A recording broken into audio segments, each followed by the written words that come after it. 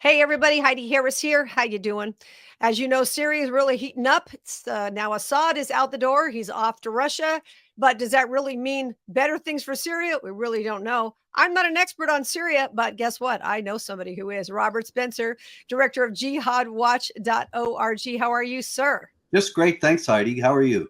I am doing great. So the Syria situation is interesting because apparently they weren't paying their soldiers. There have been a lot of indications things weren't going well, correct? Because Russia had been kind of distracted with Ukraine and whatnot. Give me the background on that. Yeah, you've got two big patrons of Syria, Iran and Russia, and both of them have been on their heels because Russia, as you said, has been concerned with Ukraine, and Iran has been suffering economically actually since the first Trump administration. And then Biden actually has been propping it up. He gave them $10 billion a few months after October 7th, and unconscionably, he just gave them another $10 billion in the last few days. But the regime, nonetheless, is tied down to a tremendous degree because it's bankrolling pretty much everyone that is fighting the Israelis. That's Hezbollah, Hamas, the Houthis out of Yemen, and then Assad in Syria. And so you've got all these people on the bankroll, and it was getting thin. And so the Syrians were at the end of the line because they weren't actively waging war against the Israelis the way the others were. You talked to me about Al-Jilani, the head of HTS. Yeah, he is a longtime jihadi. He was out of Al-Qaeda and then ISIS, and he formed this new group, Hayat Tahrir al-Sham, several years ago with the avowed purpose of making Syria into a Sharia state where women would wear the head coverings, Christians and the other religious minorities would pay the jizya and accept second-class status, the whole 9 yards. Now, what's interesting is that over the last few weeks, as the Syrian government has been collapsing, and now as his forces have entered Damascus, he's been getting a lot of establishment media attention, and he's been portraying himself as a moderate, as somebody who is not going to impose Sharia, as he's already issued a decree that there's not going to be hijab enforcement in Syria. We'll see. I would be very skeptical about this if I were in Syria. I'm skeptical about it, even though I'm not, because there's just no reason to believe that he's doing that for anything other than trying to curry favor from people who will probably give him money, like Joe Biden, and he will turn around and betray them all later and impose Sharia as originally planned. I noticed that he is trying to portray himself as some moderate, and obviously no one's going to buy that. I hope they don't buy it anyway. I'd love to see that he's changed, but I doubt it. How are they going to get their funding? I mean, how is he going to be able to survive in a country where the funding is not there from Russia or Iran? Well, this is exactly why he's taking on this moderate stance, because it really won't take very much for him to fool the Biden administration, which is still going to be there for another 5 weeks, and the European Union and the United Nations. And if he can do that, he can get billions flowing, and he'll be in good shape for a considerable period of time to come. Well, as you mentioned, this guy goes back, from what I was reading, back to the early 2000s. He's been doing this for a very long time. He's not going to change his spots. I mean, the world leaders know this. They, even if they're not publicly saying it, they're going to give him a chance. Whatever, they have to know he's not going to change. Well, they should know. But whether they do know is another thing, because remember that every last Western government does not recognize that there is any such thing as Islamic Jihad. They are absolutely all unanimously committed to the idea that Islam is a religion of peace that has nothing whatsoever to do with violence or terrorism.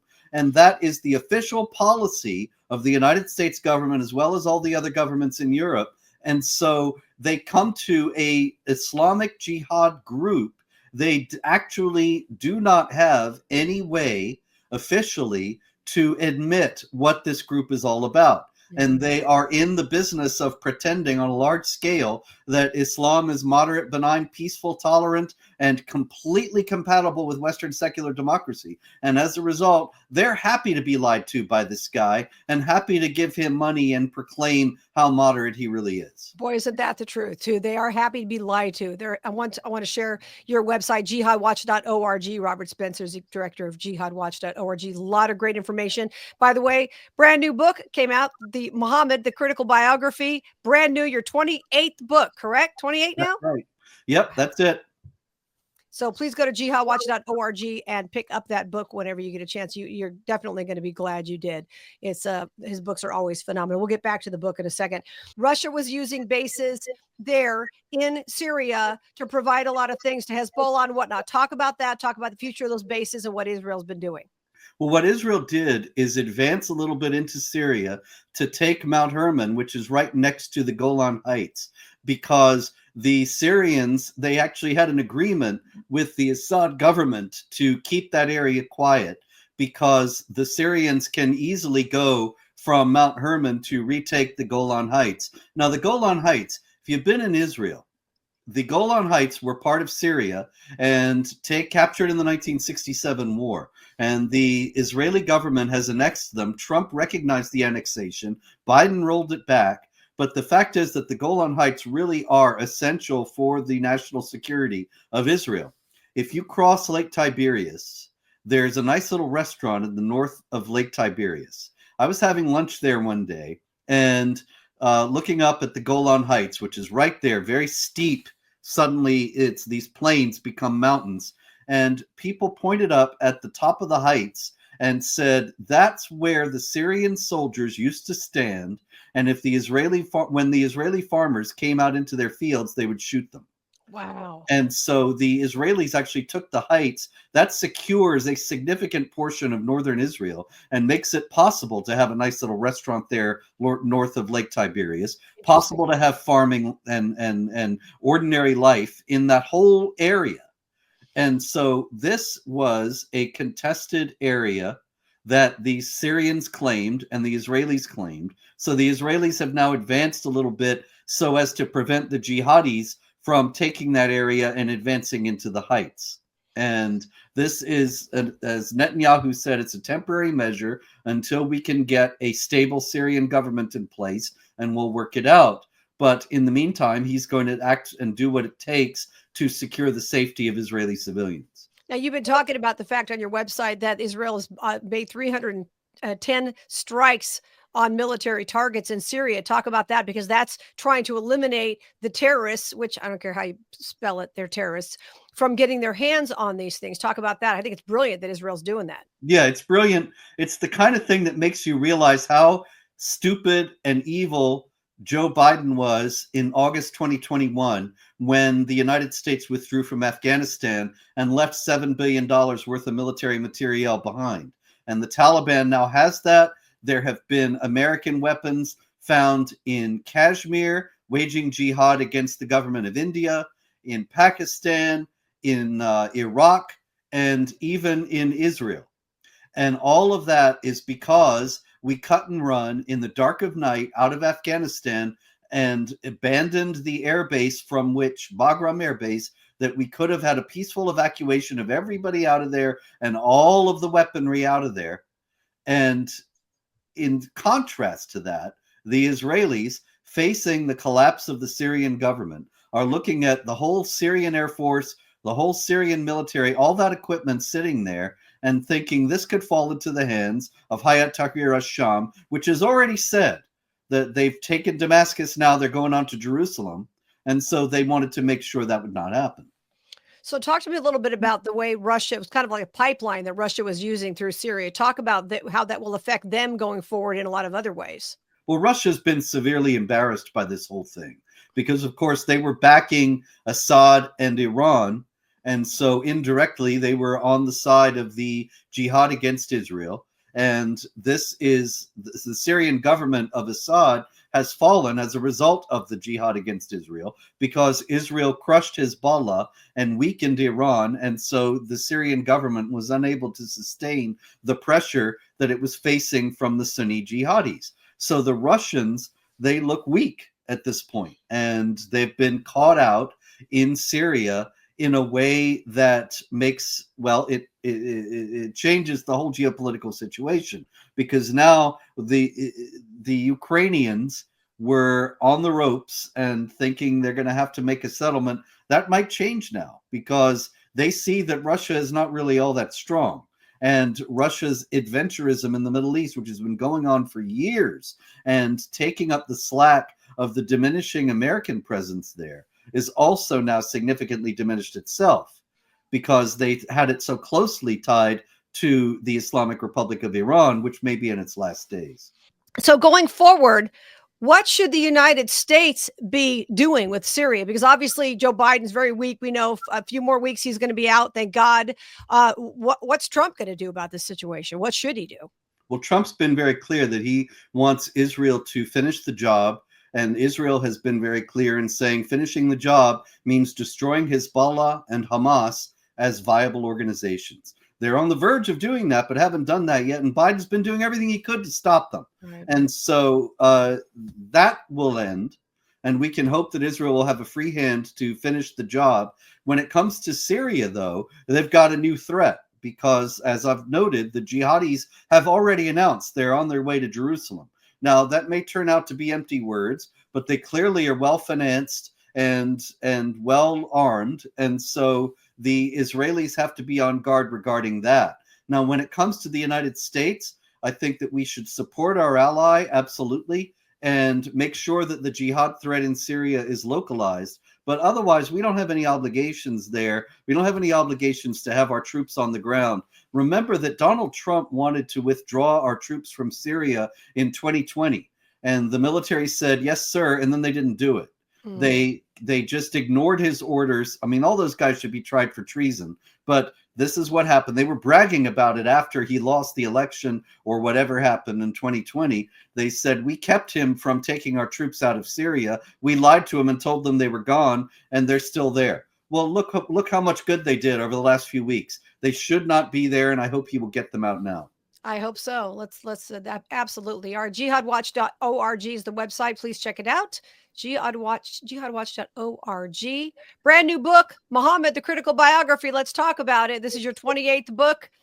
Interesting stuff about, I didn't understand how much of his history isn't really verified. Let's start with that. I think that's fascinating. Yeah, that's the thing. In this book, I go through what we can know about him from the historical sources, and the answer is essentially nothing. That he's more of a fictional character made up by people for political purposes, rather than an actual person who lived and walked. And people find that hard to believe because he did so many terrible things. Well, there are lots of fictional characters who did terrible things. And he's presented, of course, as being historical, but all the sources that tell us about his life come from a couple hundred years after he's supposed to have lived. So imagine if we'd heard about Thomas Jefferson for a while, but nobody had written a book about him. And then right now, 200 years after his death, the first biography of Thomas Jefferson comes out. You can imagine there might be a lot of myths and legends mixed in there with the actual stories. And that's what we have with Mo. Right.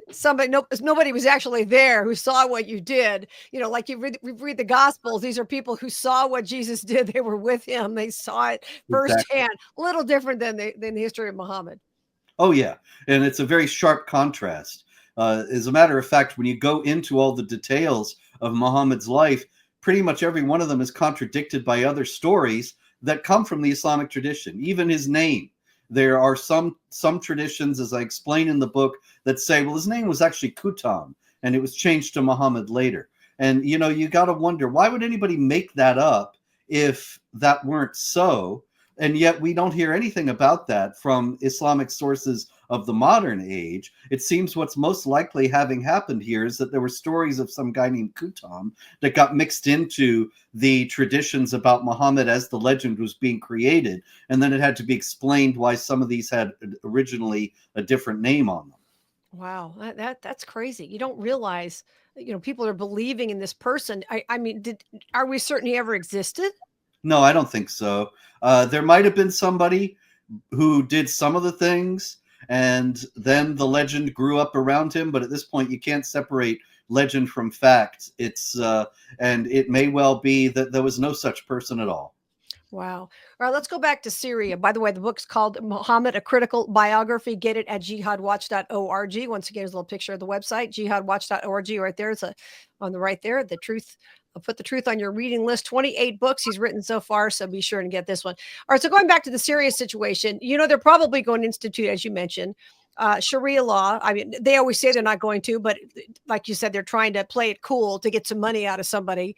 When you say they're well financed, who's financing them at this point, do you think? That's a good question. And that's a question that needs to be asked about more than just them, because you've got Sunni jihad groups all over the globe, and some of them are very powerful. We don't hear about much of the ones in Africa, and yet they could take over large sections of the continent. In Nigeria, you've got Boko Haram and the Islamic State West Africa province. In Somalia, you've got Al-Shabaab. In Mozambique, you've got a different group called Al-Shabaab that is separate but has the same goals. And all three of them control expanses of territory and are expanding. And the national armies of the various countries cannot stand up to them.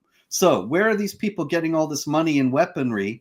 Where are the Syrian jihadis getting all this money and weaponry? The obvious answer is that there are wealthy Muslims who are probably oil sheikhs, people like that, who have billions of dollars and they're true believers. And so they're financing these jihad groups. But I have no idea who they are. I think most people in the world don't know who they are. They're very careful about how they do this. They're well protected, and nobody's calling them to account.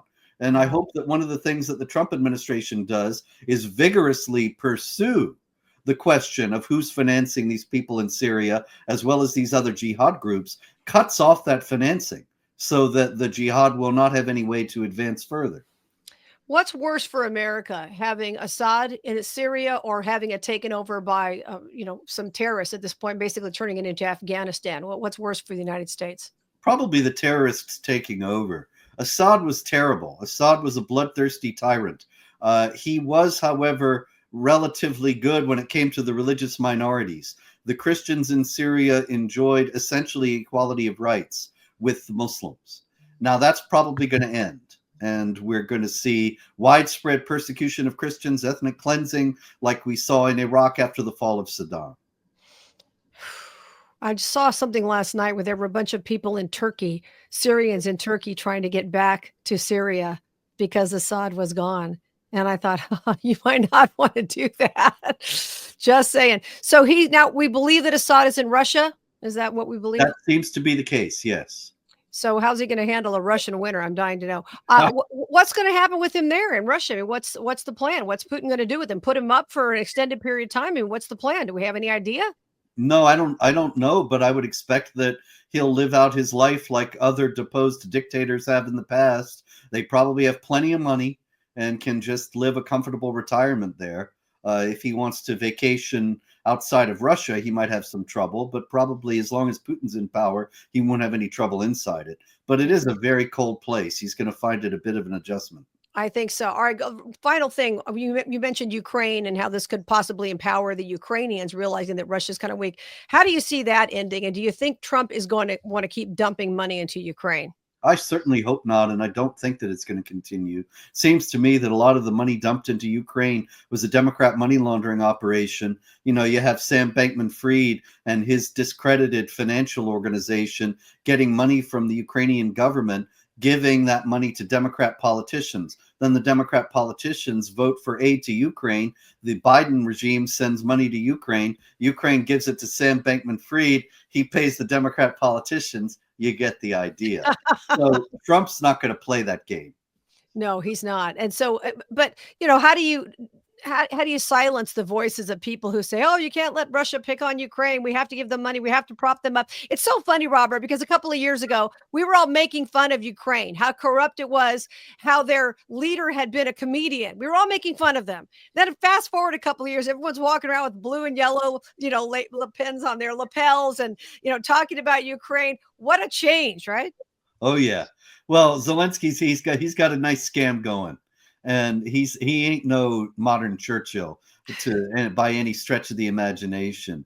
I think when the full story of this is told, he's not going to look very good. because the fact is Ukrainians' borders are not some sacred lines drawn by God. They are lines drawn by the Soviet Union, the Soviet leaders, when Ukraine was a province of the Soviet Union. And they were drawn for various political purposes. Like, for example, there was the Ukrainian famine when Stalin killed millions of Ukrainians. And when the news of that was coming out, when the full story of that was coming out, rather, in the 50s, and Khrushchev was repudiating Stalin and apologizing, he gave Crimea to the Ukrainians. Now, Crimea is Russian. It's Russians who live there, not Ukrainians. And it didn't matter because it was all the Soviet Union in those days. When Ukraine became independent, suddenly Crimea is part of it and it's Russian. So Putin took it back. And it was this terrible thing a few years ago. Oh, Putin's Hitler. He's the new tyrant. Look, he's stealing territory from Ukraine. Well, actually, that's Russian. I'm sorry to say, but look at the demographics and you'll see. And it's the same thing with Eastern Ukraine, the Donbass region. That's all Russians. So Trump could settle this pretty easily by having the Russian provinces go to Russia.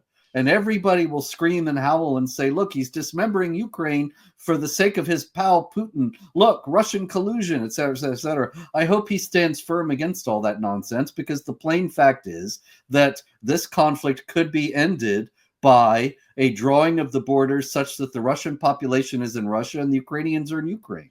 Do you think he would have done this if it weren't for the fact that there were rumors of putting Ukraine into NATO? Oh, yeah. Well, that's another thing. NATO really, Ukraine has no business being in NATO. The United States has no business being in NATO. NATO has no business continuing to exist. But that's Putin himself has said that the steady expansion of NATO against the word of numerous American administrations promises that it would not expand eastward is one of the things that made him think he had to fight to keep Ukraine out of it. And so that's another thing that Trump has to resolve. Is NATO going to continue? Should it continue? And if it continues, is Ukraine going to be part of it? These things will all have to be part of the settlement with Russia. I hope that he has the courage to make the decisions that seem commonsensical, really, but are going to make the establishment media howl with rage. Yeah. Wow. One final question. I lied. That wasn't my final question. It was my final question. I know that Netanyahu is going into court fighting ethics allegations that are supposedly going to keep him in court for hours and hours a day for the next couple of weeks. What are your thoughts on that? Well, that's just part of the same lawfare that they tried against Trump. The left decided that they would try to portray both Trump and Netanyahu as these big criminals who were not worthy to hold office. And it didn't work with Trump. I don't know if it'll work with Netanyahu, but that's one of the things that that's what's really behind it. It's not that they are so upset about him being corrupt or whatever. He may be, but the fact is that he's been an effective leader who goes against what the left wants for Israel and the whole region. And that's really the problem. And they think they can get him this way. They can't beat him at the ballot box, so they think they can get him in court. Yeah, that's really going to help the country if they try to do that. You know, that's what they have to look at. They have to look at the country. But a lot of times these people don't care about what's best for the country. They care about what's best for themselves. That's right. That's true. Robert Spencer, jihadwatch.org. Thank you for always being so kind to make time for me. Heidi, always good to talk to you. Thank you very much. Very interesting stuff going on in the world. That's for sure. All right. Thanks.